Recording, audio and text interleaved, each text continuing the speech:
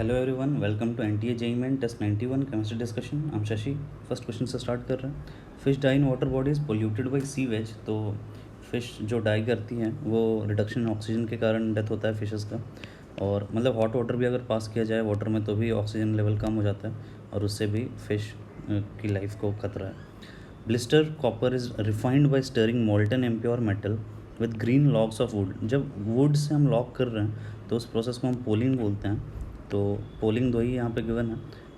तो अब हमें वाई फाइंड करना है। Such a wood liberates hydrocarbon gases. This process X is called poling and it is use to purify the metal that initially contain impurities of Y. तो impurities of Y अगर हम देखें तो copper की impurities है दोनों में, लेकिन चार्ज अगर देखो तो इस पर +4 चार्ज है जो कि कॉपर का नहीं होता है, +1 या +2 चार्ज होता है। तो डी करेक्ट आंसर हो जाएगा। In which molecule cleavage by HiO4 is not observed. HiO4 का जो क्लीवेज होता है वो पहले मतलब जो एडजेसेंट पोजीशन है 1,2 डाइऑल्स के साथ होता है। 1,2 डाइऑल मतलब कि जो एडजेसेंट पोजीशंस पे OH ग्रुप है उनके साथ आयोडीन एस्टर बनाएगा, आयोडेट फॉर्म करेगा इनके साथ इस तरह से। तो ये फॉर्मेशन जो है अगर हाइड्रोजन एलिमिनेट कर दिया तो ये फॉर्मेशन नहीं हो पाएगा अगर वो 1,2 पोजीशन पे नहीं है। तो ए ऑप्शन में OH दूर है 1,3 पोजीशन पे है तो उसमें नहीं होगा। The degree of dissociation is 0.4 at 420 kelvin and 1 ATM for the gaseous reaction this PCl5 से PCl3 बन रहा है और Cl2 बन रहा है। Assuming ideal behaviour of all gases calculate the density of equilibrium mixture. ठीक है, तो रिएक्शन है अपने पास PCl5 गैस और इससे PCl3 बन रहा है। हमें क्या करना है, हम डेंसिटी फाइंड करनी है। तो डेंसिटी हम मीन मोलर मास की हेल्प से फाइंड कर सकते हैं। प्रेशर पता है हमें, मीन मोलर मास अगर हम कैलकुलेट कर लें, आर पता है, टेम्परेचर पता है, तो कैलकुलेशन हो जाएगा। तो अज्यूम कर लेते हैं कि PCl5 जो था इनिशियली 1 मोल था और फाइनली अगर हम देखें तो इसमें अल्फ़ा अगर डिक्रीमेंट होता है तो ये प्लस अल्फ़ा और प्लस अल्फ़ा हो जाएगा। तो फाइनल जो टोटल मोल्स होंगे, फाइनल मोल कितने हो जाएंगे, फाइनल टोटल मोल हो जाएंगे 1 + अल्फ़ा। अल्फ़ा गिवन है 0.4 तो ये वैल्यू हो गई 1.4। ठीक है, तो इनिशियली मोल 1 मोल थे तो उसका मास भी आ जाएगा। तो यहाँ से मीन मोलर मास आ जाएगा। मास तो कंजर्व्ड है, जो इनिशियल होगा वही फाइनल होगा। तो PCl5 का इनिशियल मास कितना होगा, 31 और प्लस 35.5 × 5 अपॉन 1.4। टोटल मोल से डिवाइड कर देंगे तो मीन मोलर मास आ जाएगा। तो यहाँ से ये वैल्यू आ रही है 35.5 × 5 अगर हम करें तो 5 × 5 = 25 और 25 और 2 = 27, 2 5 × 3 = 15 और 2 = 17 प्लस 31 अपॉन 1.4। तो ये आ रहा है 7 और 1 8 10 208.5 अपॉन 1.4। ठीक है, तो मीन मोलर मास आ गया तो फिर डेंसिटी आ जाएगी। Density is equal to, pressure हमें 1 ATM के बना और तो प्रेशर 1 ले लिया, मीन मोलर मास 2085 अपॉन 14 कर देते हैं, ग्राम में है। और N2 R की वैल्यू 1/12 ले लेते हैं, 1/12 क्योंकि ATM लीटर में ले रहे हैं। और टेम्परेचर कितना दिया हुआ है, 420 केल्विन। तो 420 गिवन। ठीक है, तो इसको सॉल्व करना है हमें। तो अप्रॉक्सीमेटली अब हम इसको 400 बना दो लगभग। अगर इसको 400 बना दिया जाए और इसको भी हम थोड़ा कम कर देते हैं तो इसको 2000 कर देते हैं तो कैलकुलेशन आसान हो जाएगा। 0 0 कैंसिल हो गया और 4 5 = 20 आ गया। अब देखें अगर तो 12 और 14 तो ये जो वैल्यू होगी वो लगभग बराबर होगी, बट 12/14 थोड़ी ज़्यादा वैल्यू आएगी। मतलब ये जो वैल्यू होगी डेंसिटी की, ये 5 से तो कम आएगी थोड़ी। तो 5 से कम अपने पास नियरली एक ही वैल्यू है, वो है 4.30। तो पूरी कैलकुलेशन करने की ज़रूरत नहीं है, आप गेस कर सकते हो कि कौन सा आंसर करेक्ट होगा। The number of stereoisomers obtained by bromination of trans two butene. Trans two butene है और ब्रोमिनेशन क्या होता है, एंटी एडिशन होता है। एंटी का मतलब है कि अगर एक Br बाहर बना रहे हैं, लगा रहे हैं, तो एक Br अंदर लगाएंगे। और जैसे ही हम ये बना रहे हैं हम देख रहे हैं कि ये जो पॉइंट है this become centre of symmetry. Centre of symmetry बन गया। इसका मतलब क्या हो गया, या मॉलिक्यूल मीज़ो हो गया या कायरल हो गया, मतलब एक ही कंपाउंड फॉर्म होगा। तो एक ही बन रहा है, इसमें कोई इनैंशियोमर और या ऐसा कुछ फॉर्म नहीं होगा।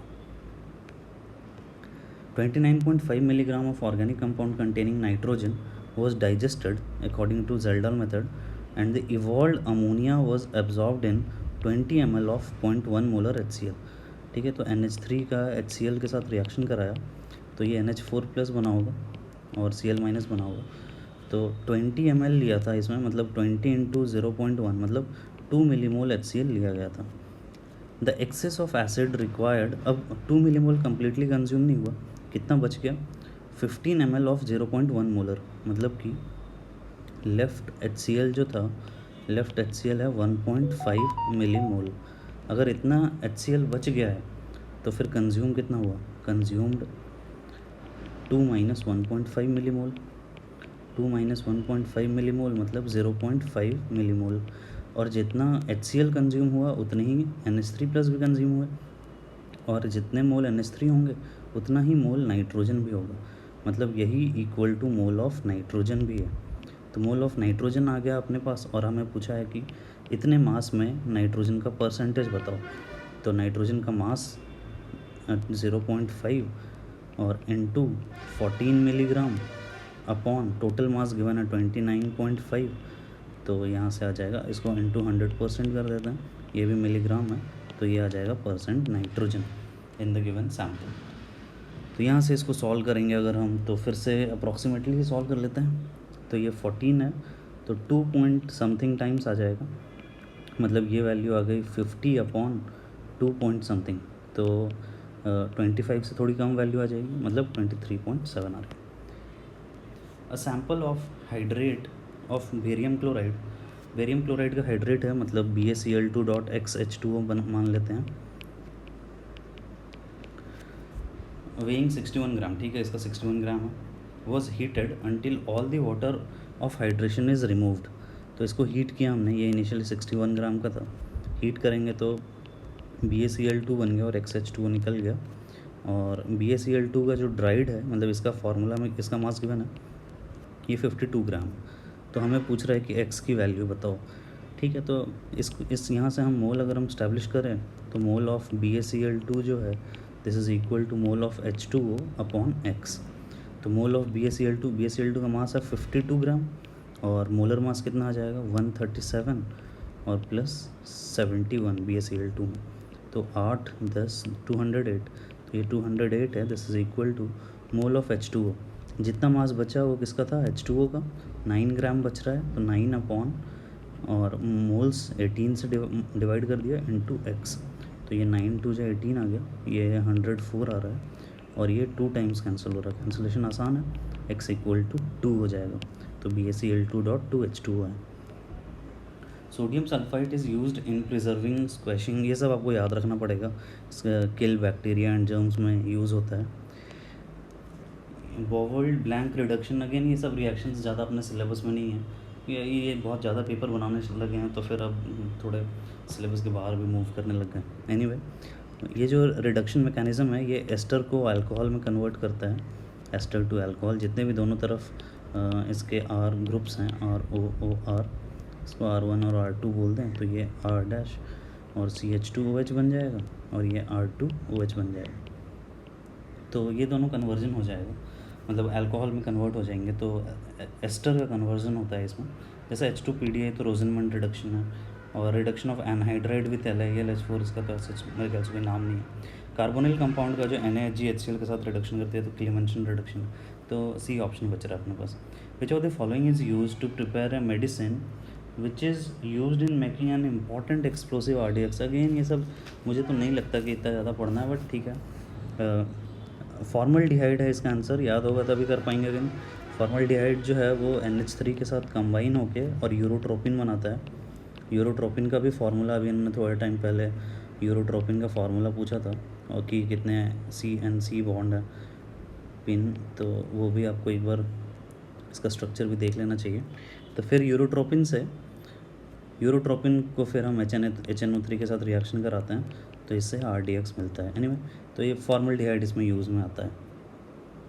विच 2 sets of reactant best represent the amphoteric character of ZnOH whole twice. तो ZnOH होल ट्वाइस को अगर एसिड के साथ रिएक्ट कराओ, H+ के साथ अगर हम रिएक्ट कराते हैं तो ये Zn2+ में कन्वर्ट हो जाता है, और अगर OH- के साथ रिएक्ट कराते हैं तो फिर ZnOH होल 4 2- में कन्वर्ट हो जाता है।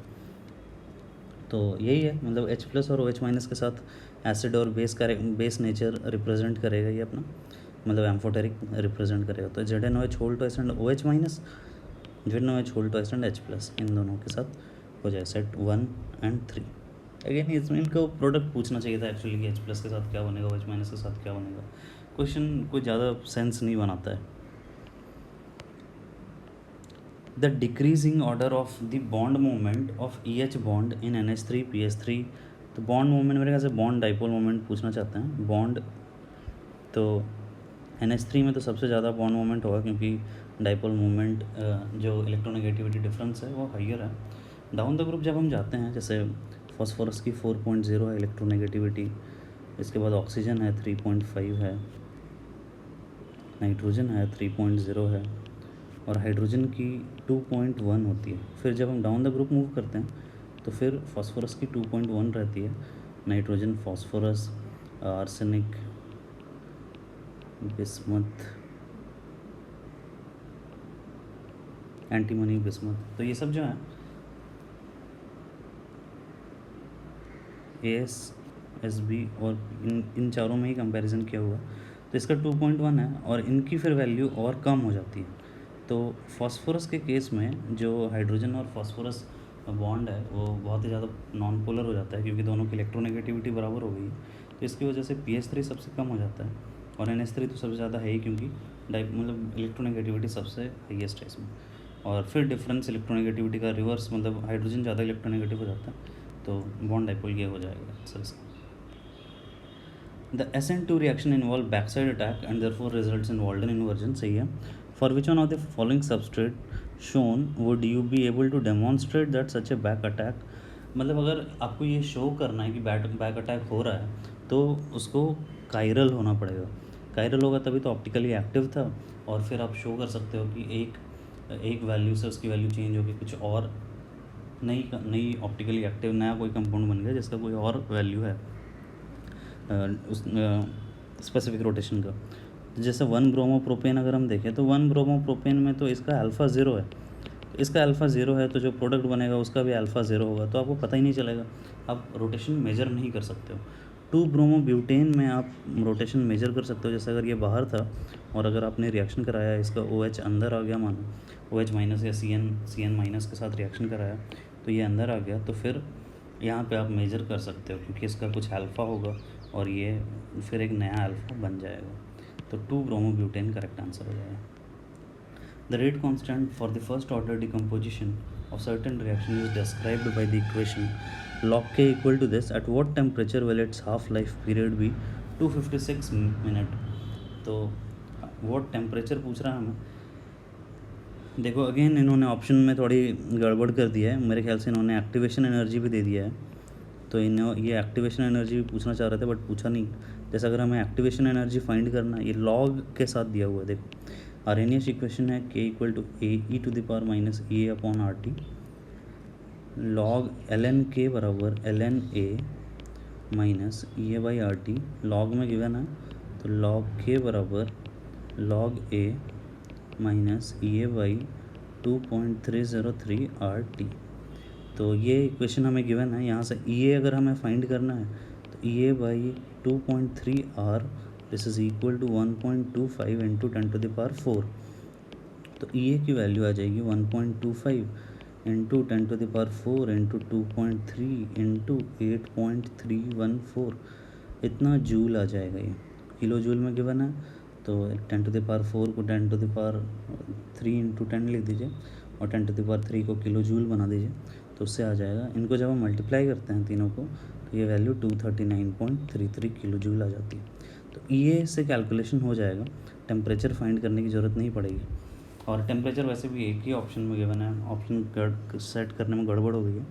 हाँ, अगर आपको टेम्परेचर फाइंड करना है तो फिर कैसे फाइंड करेंगे, हमें हाफ लाइफ मेंशन किया हुआ है तो हम K फाइंड कर लेंगे। K क्या होता है ln2/T½ यहाँ से हम K फाइंड कर लेंगे। ये ln2 0.693 है, और टी हाफ की जो वैल्यू है, टी हाफ हमें गिवन है 256 मिनट, बट यहाँ पे ये पर सेकंड में गिवन है तो उसको सेकंड में कन्वर्ट करना पड़ेगा, 256 इंटू 60, तो ये पर सेकंड में वैल्यू आ जाएगी। इसको सॉल्व करने के अब के आ गया अपने पास, तो हमें लॉग के फाइंड करना पड़ेगा, लॉग के, और ये सॉल्व करने के बाद फिर हमें इस इक्वेशन में वैल्यूज़ को पुट कर देंगे, तो फिर यहाँ से जो टेम्परेचर वेरिएबल बचता है वो सॉल्व हो जाएगा। मतलब इसको सॉल्व करते हैं हम, मतलब ये जो वैल्यू है इसको मल्टीप्लाई करने पे ये 4.5 इंटू 10⁻⁻5 वैल्यू आती है। फिर इसका लॉग सॉल्व करेंगे, मतलब ये आ जाएगा -6 प्लस log 45, फिर log 45 को 9 इंटू 5 लिख सकते हैं। तो इस तरह से सॉल्व करेंगे तो ऐसे आंसर ए तो डायरेक्टली आ ही गया है।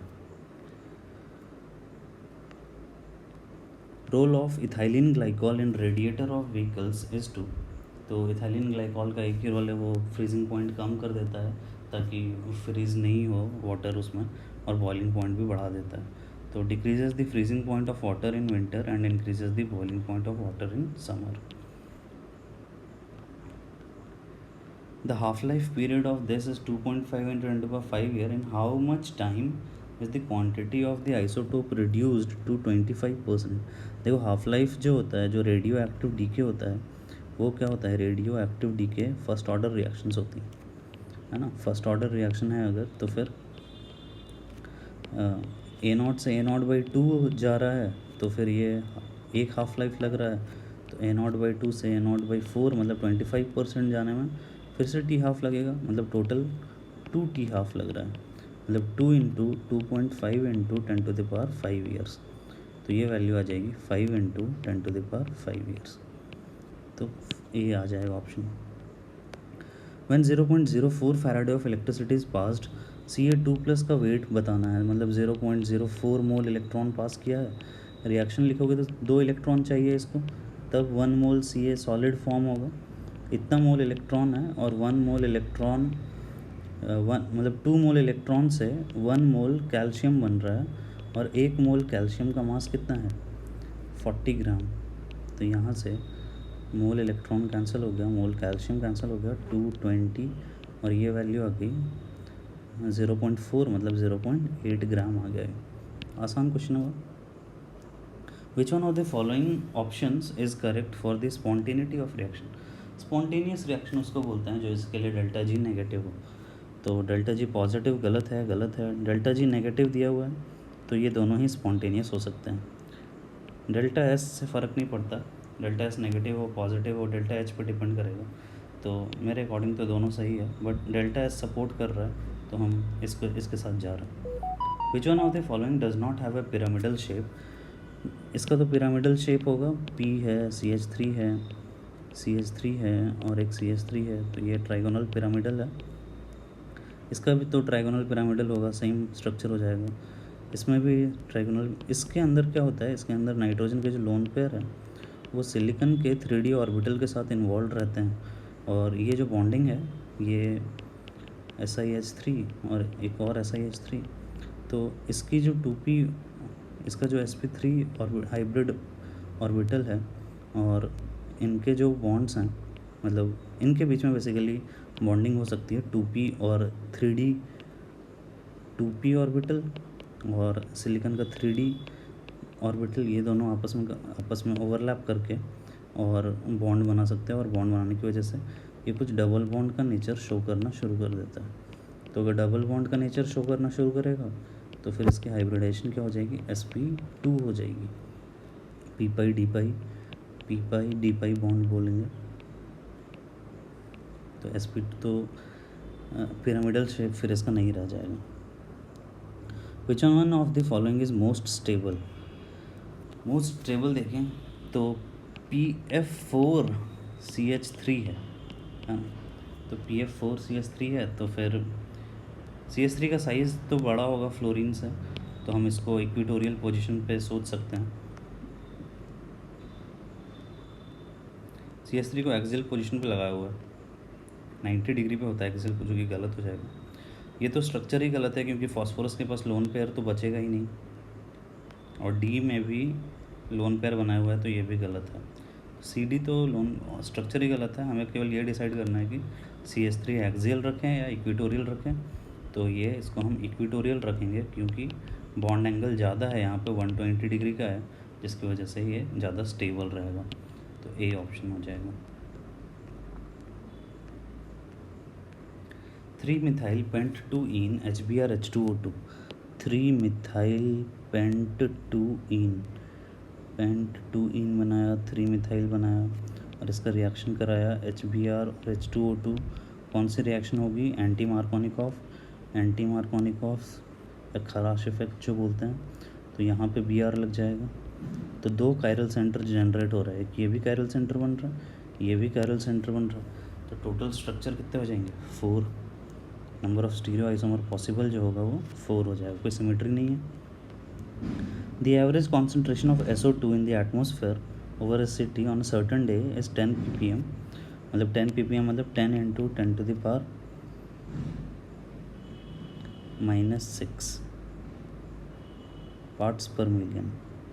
10 into 10 to the power -6।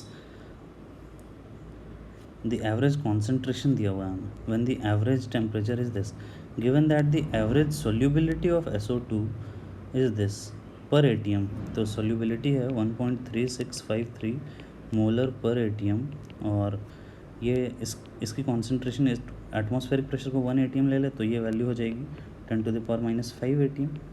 तो ये कैंसिल हो गया। तो SO2 की जो कॉन्सेंट्रेशन है वो आ गई अपने पास इतनी 1.3653 into 10 to the power -5 molar. pK given है हमें। Estimate the pH of the rain on that day. अब देखो यहाँ पे SO2 H2SO3 बना लेगा वाटर में डिज़ोल्व होने के बाद। H2SO3 जो है ये डिसोशिएट होगा H2O के साथ, तो ये बन जाएगा, ये एक्वस है तो ये बन रहा है HSO3 minus aqueous plus H3O plus. ठीक है, तो K वैल्यू तो बहुत ही कम है। K जो है इसका वो अप्रॉक्सीमेटली, इसको अगर हम कुछ वैल्यू इन्होंने नहीं दी है और कुछ बताया भी नहीं है तो सॉल्व करना बहुत ही मुश्किल काम है। एग्जैक्ट आंसर पुट करना बहुत मुश्किल काम है। हम अपनी तरफ से रफ़ कैलकुलेशन करके आपको शो कर रहे हैं कि कैसे प्रोसीड करना। तो 1.92 को अप्रॉक्सीमेटली हमने 2 मान लिया है, तो K आ गया 10 to the power -2। H2SO3 की कॉन्सेंट्रेशन तो पता है हमें, एक बार हम C0 मान के देखते हैं।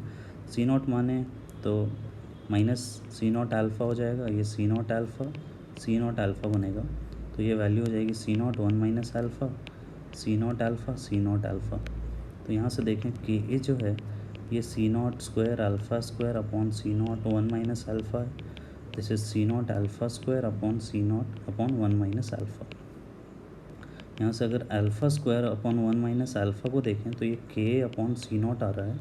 K की value approximately 10 to the power -2 है और ये हमने देखा ये अप्रॉक्सीमेटली 10 to the power -5 है, तो ये वैल्यू आ रही है 10 to the power +3। बहुत ही बड़ा नंबर आ रहा है। ये बड़ा नंबर तभी पॉसिबल है जब 1 माइनस अल्फ़ा बहुत छोटा नंबर हो, मतलब अल्फ़ा जो होगा वो टेंडिंग टू क्या होगा 1, तभी तो ये 0 के पास आएगा। मतलब अल्फ़ा 1 है, इसका मतलब है कि 100% डिसोसिएशन हो रहा है। तो हम ऐसा मान लेते हैं कि जो H2SO3 की कॉन्सेंट्रेशन है वही H3O प्लस की कॉन्सेंट्रेशन है। तो H3O प्लस की जो कॉन्सेंट्रेशन है वो आ जाएगी यहाँ से 1.3653 into 10 to the power -5। Exactly solve करेंगे तो हो सकता है कुछ और डिफरेंट वैल्यू आए और सॉल्व करना डिफ़िकल्ट हो सकता है। तो pH यहाँ से आ जाएगा pH equal to 5 minus log 1.3653। तो अगेन 1.3653 की वैल्यू भी नहीं पता है हमें, तो आप कुछ नहीं कर सकते इसमें ज़्यादा। कुछ वैल्यू एस्टिमेट करके सॉल्व कर लो, तो सॉल्व करोगे तो फिर 4.86 वैल्यू आ जाएगी। तो इन्होंने बताया भी नहीं है कुछ एक्चुअली, तो परेशान होने की कोई ज़रूरत नहीं।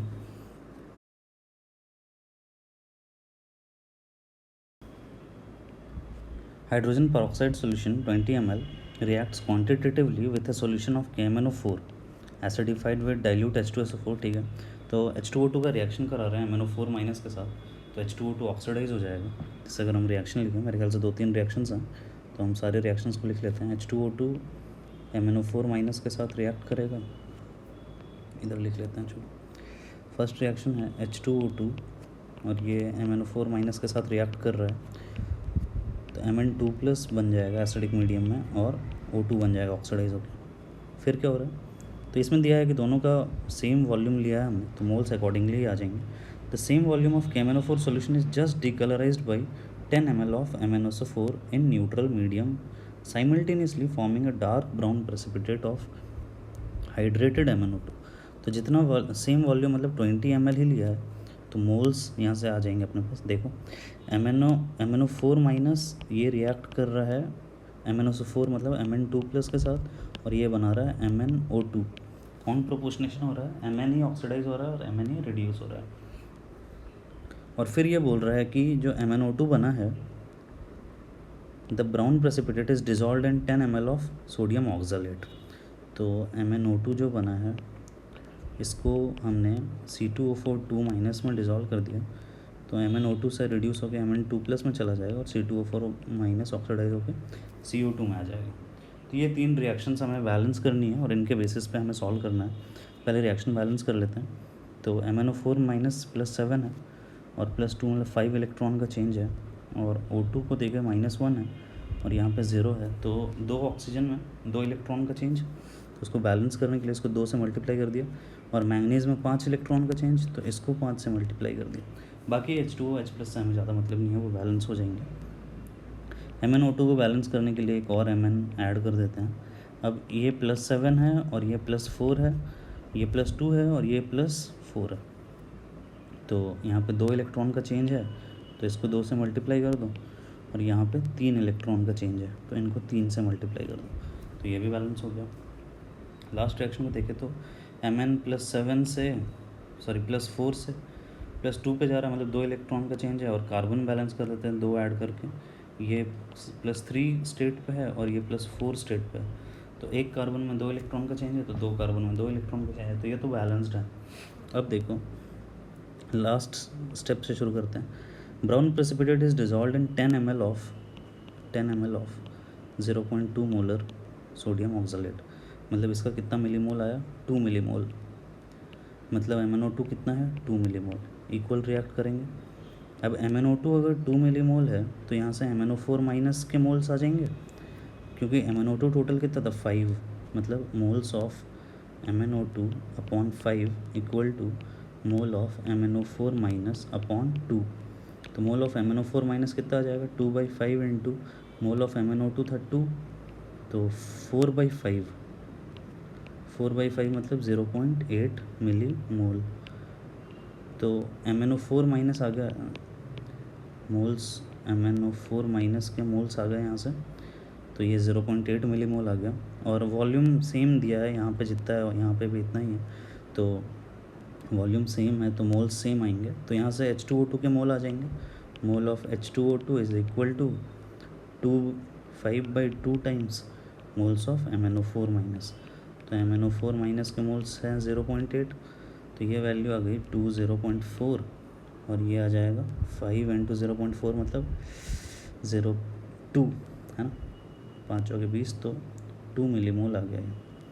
ठीक है, 2 मिलीमोल आ गया। और H2O2 का वॉल्यूम कितना है, 20, तो कॉन्सेंट्रेशन आ जाएगा H2O2 की concentration 2/20 millimolar, millimole upon millilitre है, तो ये 1/10 मतलब 0.1 आ जाएगा। The activation energy, rate constant, Arrhenius parameter सब कुछ गिवन है हमें। The value of rate constant at t tending to infinity, के इक्वल टू AE⁻⁸ है। टी जब इन्फिनिटी हो जाएगा तो ये वैल्यू 0 हो जाएगी, ये 0 हो जाएगी, तो ये 1 हो जाएगा, मतलब इक्वल टू A हो जाएगा। तो K की वैल्यू क्या हो जाएगी, A कितना दिया हुआ है, 6 × 10⁻14। तो हमें बोला गया है value of rate constant in per second, write your answer by dividing by 10⁻14। तो इसको 10⁻14 से डिवाइड कर दो, तो ये 6 आ जाएगा। Reaction is first order in A, second order in B. How is rate affected when the concentration of both A and B are doubled? इसको double कर देंगे तो 2 टाइम्स हो जाएगा, इसको डबल कर देंगे तो 4 टाइम्स हो जाएगा, तो ये 8 टाइम्स आ जाएगा। तो फुल समझ में आ गया होगा आपको। कुछ तो मेरे क्वेश्चंस की लैंग्वेज थोड़ी ख़राब थी, तो उनको थोड़ा इग्नोर करें। कैलकुलेशंस कुछ ख़राब थे तो उनको भी इग्नोर करना पड़ेगा।